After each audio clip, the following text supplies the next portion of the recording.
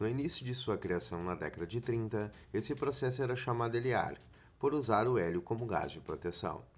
Esse processo foi desenvolvido para a área militar, para a soldagem do alumínio, por apresentar alta qualidade e alta resistência.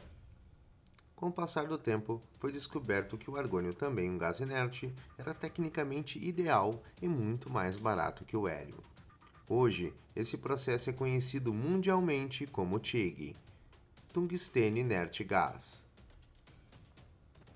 O processo funde o metal através de um arco elétrico com a proteção de um gás inerte. Esse arco de solda pode chegar a 6.000 graus centígrados.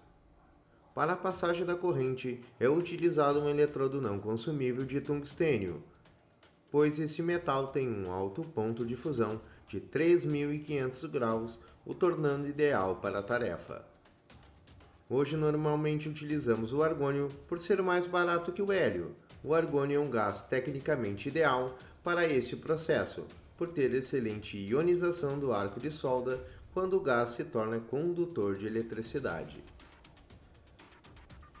Esse gás serve como uma ponte para que a corrente elétrica saia do tungstênio até a peça. Também podemos encontrar misturas inertes argônio-hélio para a soldagem de alumínio. O hélio aumenta a voltagem do arco de solda, gerando mais calor à poça de fusão.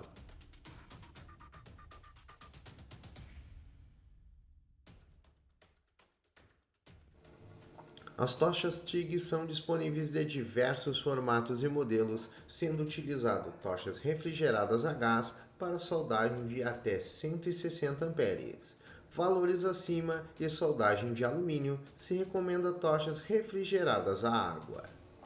Na tocha TIG utilizamos diversos consumíveis como bocais, pinças, difusores, capas longas e curtas que juntam fixam o tungstênio.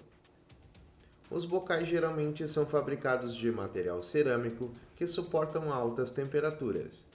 São materiais leves, porém quebradiços quando aquecidos. O diâmetro do bocal é muito importante, dependendo ser o grande o suficiente para dar proteção adequada à poça de fusão. Como regra, o diâmetro do bocal de gás deve ser 1,5 vezes a largura da poça de fusão.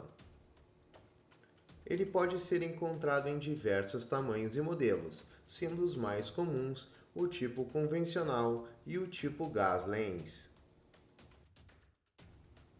Difusor de gás.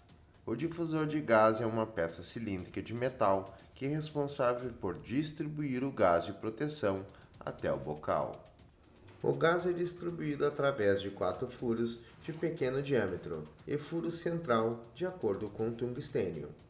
A sua vantagem é que ele é mais barato e tem fácil adaptação aos vários tipos de bocais de um mesmo fabricante. O difusor de gás lens. O gás de proteção é distribuído uniformemente através de telas de aço inoxidáveis em malhas bem finas. Proporciona um fluxo uniforme de gás mesmo com a ponta do tungstênio projetada para fora do bocal em até 15 milímetros. Esse bocal é indicado para soldagens de aços inoxidáveis e materiais sensíveis à contaminação atmosférica. Para a soldagem de materiais como titânio, zircônio, inconel, o bocal de gás lens deve ser usado com um adicional de cerca de 75 mm de comprimento. Suas vantagens são melhor visão da área de solda em espaços limitados, redução no risco de poros mesmo em condições não ideais, redução de até 40% no consumo de gás de proteção. Fixador de eletrodo ou pinça. São responsáveis por fixar o eletrodo de tungstênio ao difusor. Possuem diversos modelos e diâmetros, de acordo com o tungstênio. Capa. A capa de tocha TIG são disponíveis em diversos modelos e tamanhos, conforme a necessidade. A capa empurra a pinça contra o difusor, assim fixando o tungstênio e fazendo a isolação do gás na parte de cima da tocha. O tungstênio pode ser encontrado em diversas composições e diâmetros, conforme a corrente de solda e a amperagem utilizada.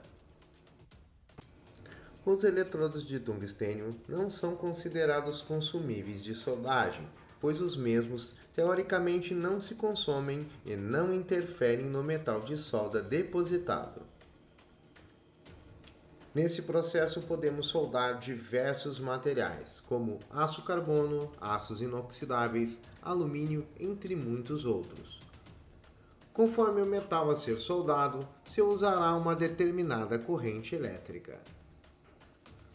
As correntes elétricas utilizadas são a corrente contínua ou a corrente alternada com alta frequência. Para a soldagem de aços inoxidáveis, aço carbono, titânio e cobre, a máquina deve ter saída em corrente contínua com a tocha ligada ao polo negativo. A corrente contínua aqui representada pela sigla DC, em inglês Direct Current. Essa corrente possui fluxo ordenado de elétrons em um único sentido. Esse fluxo parte do negativo para o positivo. Esse sentido de fluxo gera mais calor ao polo positivo.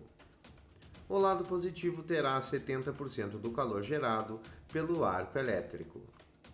Essa concentração de 70% de calor ligada à peça se obtém excelente penetração e alta resistência estrutural. A porcentagem de 20% ligada à tocha que o tungstênio resista às altas temperaturas do arco elétrico. Preparação da extremidade do tungstênio para soldagem em corrente contínua com um eletrodo ao polo negativo. O eletrodo é afiado geralmente por meio de esmerilhamento.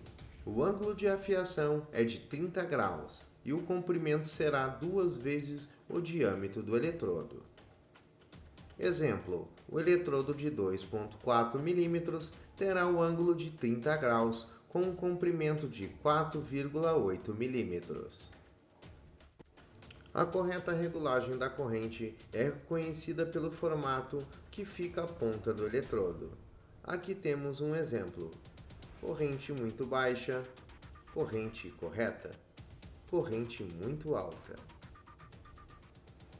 Caso a ponta do eletrodo for contaminado pelo contato com a poça de fusão ou com uma vareta de solda, essa extremidade deve ser eliminada. As faixas de amperagens serão estudadas ao longo do curso.